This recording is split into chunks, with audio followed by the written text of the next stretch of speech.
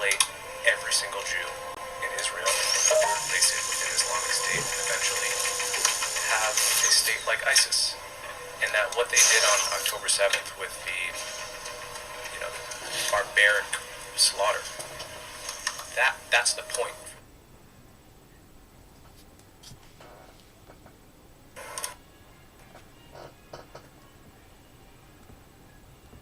That really believe.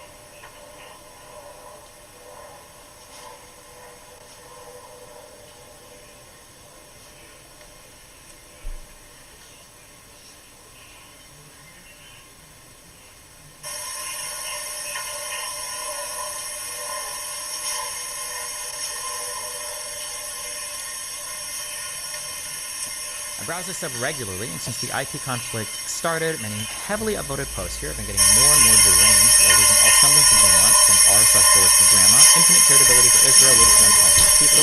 When I and others try to point this out in comments, we're met with, we also condemn the IDF, or we are against the death. So am I, but I see this as more a systemic problem within the sub. The post is to try to make my reasons for doing this clear and hopefully get Destiny to call on all the nuanced pros and DG to counteract the insurgency of low-quality, badly thought-out arguments flooding the sub lately. After all, we have to do better than r/Hassan Piper. Lots of the most upvoted posts this past weeks have been smooth-brain, pro-Israel takes. Here is one with often implying it's bad that people are protesting for Palestine, 600 likes. There's not even close to any indication of anti-Semitic or genocidal rhetoric in the protest, in the post. It's just people protesting for Palestine. Okay. It's just some random Twitter users, bro. Go outside. Westminster Bridge, London, is flooded with Londoners protesting against the war crimes of Israel and Gaza. Free Palestine.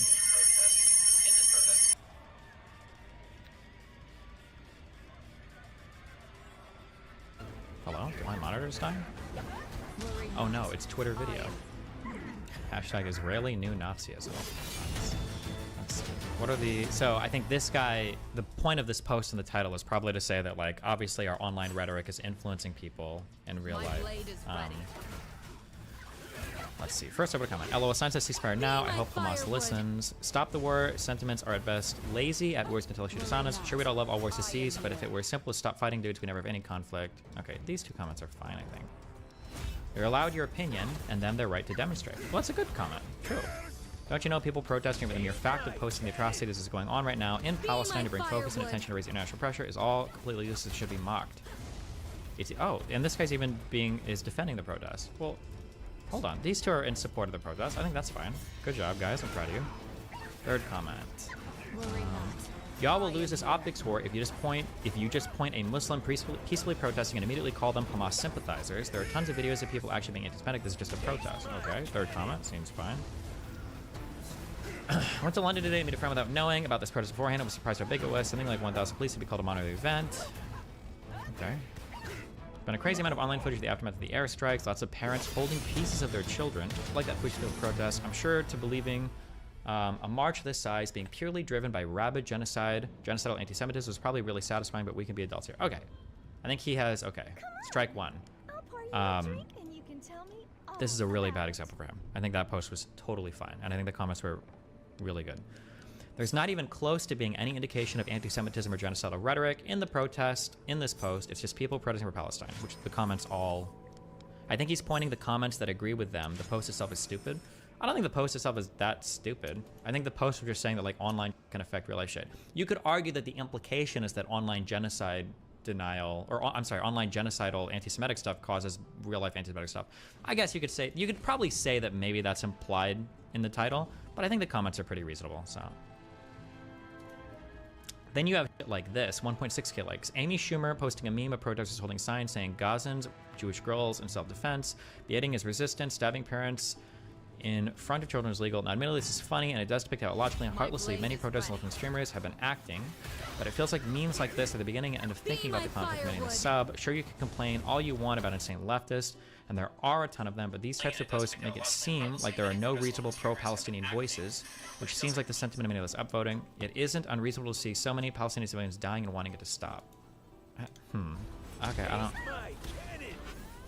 Be my firewood. I think one of the issues, and I fully admit this, and I've said this before, it might just be that I only see a certain media circle. I only see a certain type of media. But, I mean, this is exemplified through Hassan and Ethan's interactions. It does seem like it's pretty hard to get the pro-Palestinian side to admit that Hamas is bad and executions like that are bad. It does seem like it's pretty hard to get them to admit it. And it seems like you've got some reasonably popular people online that were like quasi-celebrating the attacks. And like people like Hassan, the second thought guy, I can understand why people are looking at the pro-Palestinian voices in one way. And it seems like the pro-Palestinian people, it feels like it, maybe it's just the algorithm, but it feels like they're doing a really bad job at like reining that in or calling that out. But leftists will never criticize Palestinian leadership despite them being to blame for a good portion of the conflict. Yeah, and then also like, also, not only will they not criticize Hamas leadership, if they do criticize Hamas leadership, they literally do it by criticizing Israel. They'll say like, yeah, Hamas is bad, but that's just because Netanyahu like literally personally bankrolled the entire Hamas government. Like it's like that, you know. Selective compassion. On the one hand, in the top posts this week, you get compassion posts like this one and this one. I don't know what this sub is about, but can I please say, okay. Rally being Jewish right now, okay. Now, I don't think that's bad per se. There's certainly a lot of anti-Semitism going on, and a lot of Israelis living in fear right now. It's good to support them. But then, when the topic of Israel's war crime is brought up, most, if not all, of the comments meme in return. Wait. Hold up.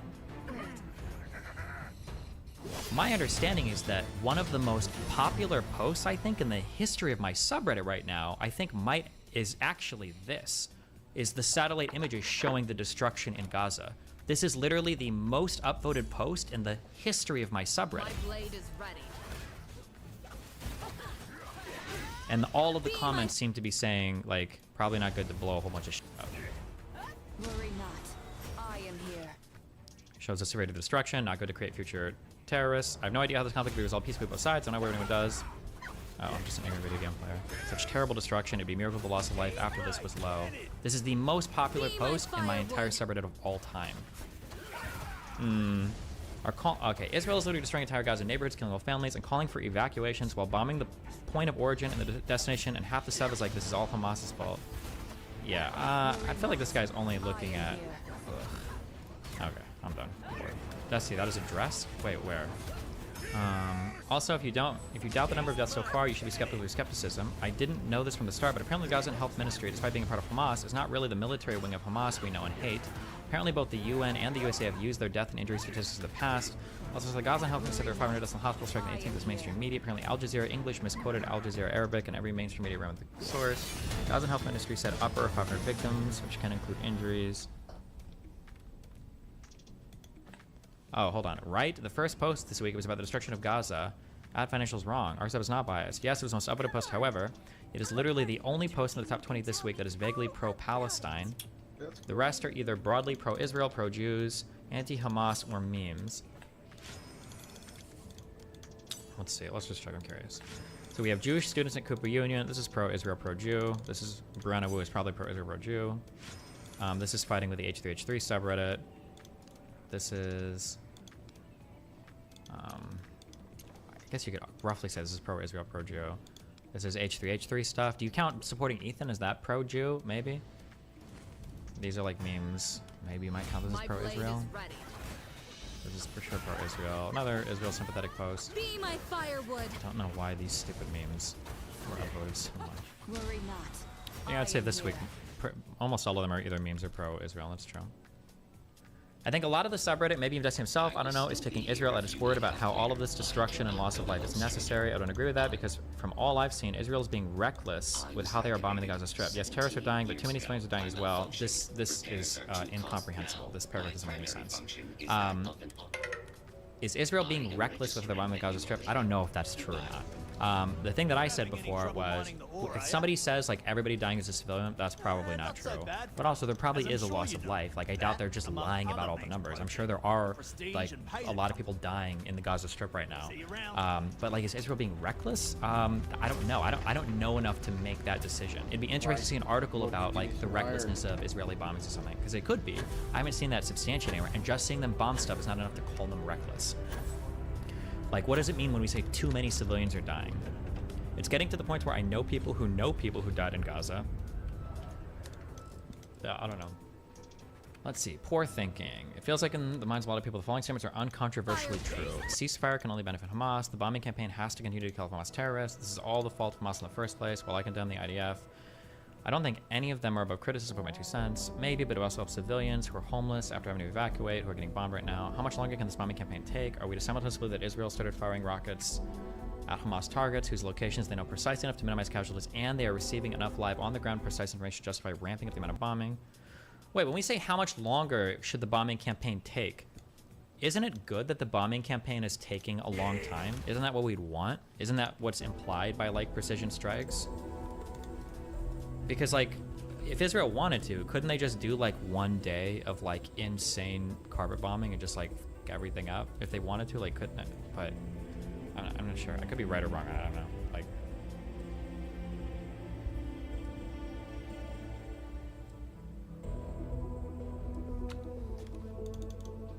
I feel like when I start to research things and then I watch these, like, 10-minute throw-together videos, I'm just like, bro, what the? It's, like, egregious. Egregiously horrible in terms of stuff that they leave out, which sucks too, because like the production values and everything are nice, but we are putting a complete siege on Gaza. No electricity, no food, no water, no gas. It's all closed. We're fighting animals and are acting accordingly. That was the defense minister of Israel, responding to the deadly attack on October 7th by Hamas, a militant group based in Gaza. Hamas launched rockets, over 1,400 civilians, and kidnapped close to 200 people. okay, they have all this in. Not too bad. I'll take it. It's fair. Back and forth. Okay. Within days, Israel bombarded the Gaza Strip, killing several thousand, wiping out entire families, Maybe it's possible. and striking ambulances, border crossings, and residential buildings. Okay, that's, I mean, like, again, remember, every building in Gaza is a residential building. Every building in Gaza is a civilian building. There are no military installations in Gaza. They always operate out of civilian infrastructure. I wish people would say that. Just mention that. Hamas operates out of civilian infrastructure. It's all civilian infrastructure. Just saying, okay? Jesus. At the same time, Israel told over 1 million civilians to leave their homes and move south, warning them of an escalation of violence in the north. But Israel is bombarding the south too. I don't like the way this looks. Why are you making it look like Israel is just indiscriminately missile striking all of southern Gaza after telling people to flee? That's unhinged. Is that really what they're doing? There must be tens of thousands or hundreds of thousands of deaths. They told all the people to flee and they're just bombing it indiscriminately. But okay, all right, okay. For as long as this conflict has existed, movement in and out of the Gaza Strip has been, to one degree or another, restricted. The Prime Minister of the Israeli occupation, Benjamin. Okay, we've got one pro-Palestinian author here. Okay, that's fine. I'm sure we'll get probably a mix of scholars from the Israeli side and from the Palestinian side to do this video to get a good mix of views. Okay, go ahead. Netanyahu, he knows very well that people are not able to leave.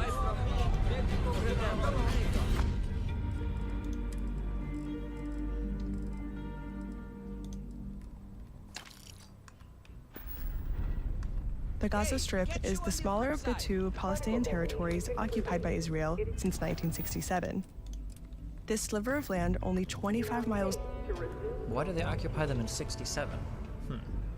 Kind of sounds unjustified. No reason given there. Okay. long and 7.5 miles wide, is home to over 2 million Palestinians, making it one of the most densely populated areas in the world. For the last 16 years, residents here have been living under a harsh blockade, that allows Israel to control the flow of electricity, fuel, food, water, and medical supplies. That's pretty f***ed up. Why do they have a blockade? That's kind of weird. Are they just like Hitler? They'll probably get to that, why the blockade exists. So they can dictate when Palestinians receive essentials and when they're denied. Okay, that's really, they're probably gonna get to that, why that's there. That control is rooted in violence and destruction that goes back decades. Okay. Head to the Deimos Star Yard. Come back By, Before- well, by who, or what do you mean? Okay. With the establishment of Israel, Okay. Gaza was part of what became known as historic Palestine under Ottoman rule and later under British occupation. Okay. In 1947, as the British prepared to leave, they left the fate of Palestine up to a newly formed United Nations, who voted to divide Palestine into a Jewish state and an Arab state. Soon, Zionist forces and militias began to forcibly expel hundreds of Wait. Wait, who agreed to that? Who agreed to that divide of land? Are we not gonna mention that? thousands of Palestinians from their land to establish the state of Israel. Wow, that's insane. So the UN sets it up, and then Jewish dogs just attacked and moved out all these Arab people for no reason? Oh my God, that's wild. Many internally displaced Palestinians That's horrible. Okay, let's just keep on. Let's just keep on going, I guess. fled to this narrow stretch of land that would later become known as the Gaza Strip. So these refugees, Like, what is this summary of events? That was 30, 40 years of history. That was a very, very, very interesting retelling of all of that. But okay. became refugees because Oh, another Youssef Al-Jamal. Now, I'm not trying to stereotype. Do you think this guy's a pro-Palestinian or pro-Israeli? they were pushed out of their towns and villages. Some of them literally live a mile away from what used to be their towns and villages. Many others were forced to flee to neighboring Arab countries. Overwhelmed by refugees, these countries immediately declared war against Oh, all of the Arab countries wanted to declare war on Israel because Israel was kicking all the Arabs out. Oh my God, it's not like good guy, bad guy. It's like they're all the good guys and Israel is the bad guy. It wasn't that all of these countries saw Israel that agreed to the partition plan and they were all like, nah, actually, we don't agree to that plan. We're just gonna fucking kill all of you and take your you. And then Britain was like, okay, peace, good luck. But no, it was all the good and holy Arab countries. It was all the good and holy Arab countries were like, you're kicking all these people out for no reason. Like, we're gonna come and save them. against the new state of Israel to support Palestinian Arabs. It was in support of Palestinian Arabs. That's why Jordan, Transjordan actually, didn't just also take the West Bank for themselves also, right? They eventually lost to Israel, but Jordan ended up occupying the West Bank. Ended up occupying the West Bank? Like it wasn't their goal to just conquer territory in the very beginning? What do you mean ended up How does Jordan just magically end up occupying the West Bank? Who was it? Was it King Abdullah I that was literally in contact with Israel trying to make deals over like land and shit? Come on, really? And Egypt occupied Gaza City and nearby towns along these ceasefire lines. Then in 1967, another war broke out. What was the cause of this war though? I don't even know as much about the 60 War, but I know that this war, pretty sure had causes leading up to it as well. Up to and including, I believe it was the closure of trading routes Amid from Egypt, right? Palestinian resistance and fearing threats from neighboring Arab countries, Israel launched a full-scale attack on Jordan, Syria, and Egypt. Also, no mention whatsoever of all of the